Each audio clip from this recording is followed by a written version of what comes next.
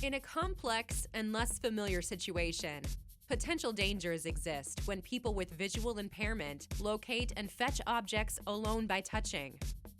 Auditory and imaging feedback provides an effective means to address the problem, but they require more verbal articulation and become error-prone in a complex environment.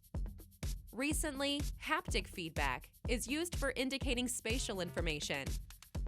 To simulate a circumstance where blind and visually impaired people are guided by a sighted assistant to fetch nearby objects in an unfamiliar environment, we introduce PneuFetch, a wearable device that delivers light, haptic cues around the wrist and on the forearm.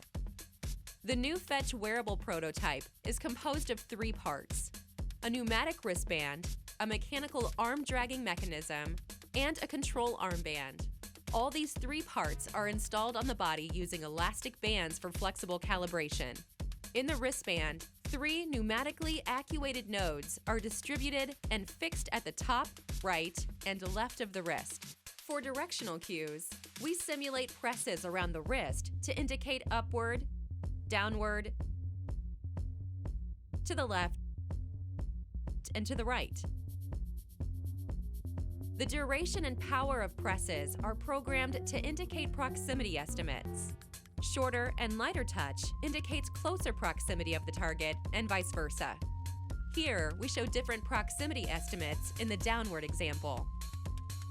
The mechanical forearm attachment mechanism has a servo equipped with 2 3D printed shafts with soft silicone-made tips and programmed to generate forward and backward drags on the forearm.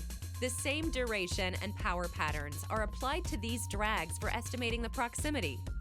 The wristband and arm-dragging mechanism are dynamically controlled by the armband to generate presses and drags. Here we show an example. A blind user is picking up a pen using PneuFetch device without touching the cutter midway.